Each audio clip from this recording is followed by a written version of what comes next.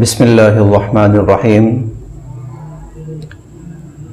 یوم عاشورہ یعنی 10 محرم الحرام کو روزہ رکھنا،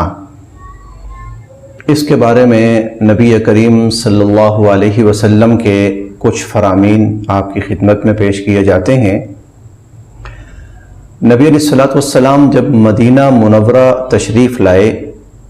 تو آپ نے دیکھا کہ یہود روزہ رکھتے ہیں یوم عاشورہ یعنی 10 محرم الحرام کا۔ آپ نے یہود سے پوچھا کہ تم اس 10 محرم کا روزہ کیوں رکھتے ہو؟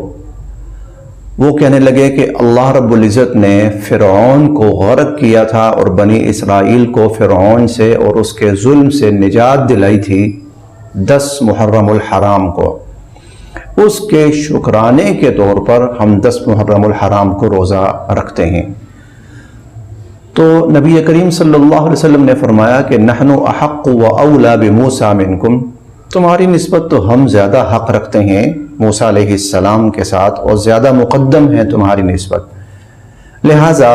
ہم بھی روزہ رکھیں گے۔ چنانچہ نبی علیہ السلام نے فصامہ یوم عاشورہ 10 محرم کا روزہ رکھا، وَأَمَرَ بِصِيَامِهِ، اور اس روزہ رکھنے کا آپ صلی اللہ علیہ وسلم نے اوروں کو بھی، صحابہ کرام کو بھی حکم فرمایا۔ اسی بنا پر اہل علم فرماتے ہیں کہ جب تک رمضان کے روزے فرض نہیں ہوئے تھے تب تک یوم عاشورہ 10 محرم الحرام کا روزہ لازمی تھا، وہ واجب تھا، مسلمان وہ رکھتے تھے۔ حضرت ابن عباس رضی اللہ تعالی عنہ فرماتے ہیں کہ نبی کریم صلی اللہ علیہ وسلم اور کسی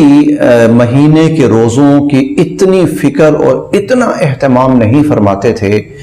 جتنا کہ آپ محرم الحرام کے روزے یعنی یوم عاشورہ کے روزے اور اس کے ساتھ رمضان کے روزوں کا اہتمام فرماتے تھے۔ تیسری بات کہ صحابہ کرام نے حضور علیہ الصلوۃ والسلام سے فرمایا، اللہ کے نبی یہ 10 محرم کا دن یہود کے ہاں بہت قابل تعظیم ہے اور بہت قابل احترام ہے، وہ اس کو بڑا معظم سمجھتے ہیں اور اس کی تعظیم بجا لاتے ہیں، اور اگر ہم بھی اسی دن میں روزہ رکھتے ہیں اور وہ بھی اسی دن میں روزہ رکھتے ہیں تو پھر ہم ان کے مشابہ ہو جائیں گے۔ تو حضور علیہ الصلوۃ والسلام نے فرمایا ٹھیک ہے، اگلے سال سے ہم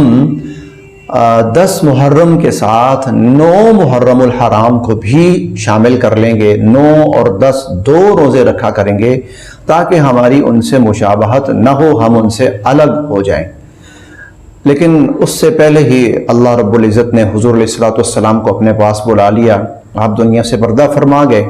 اگلے سال تک آپ حیات نہ رہ سکے، لیکن آپ کا حکم اور آپ کا فرمان موجود ہے۔ چنانچہ مسلمانوں کو چاہیے کہ وہ کوشش کریں کہ 10 محرم الحرام کو بھی روزہ رکھیں اور کوشش کر لیں اگر ممکن ہو 9 محرم الحرام کو بھی اس کے ساتھ شامل کر لیں تاکہ حضور علیہ الصلوۃ والسلام کے فرمان پر بھی عمل ہو جائے،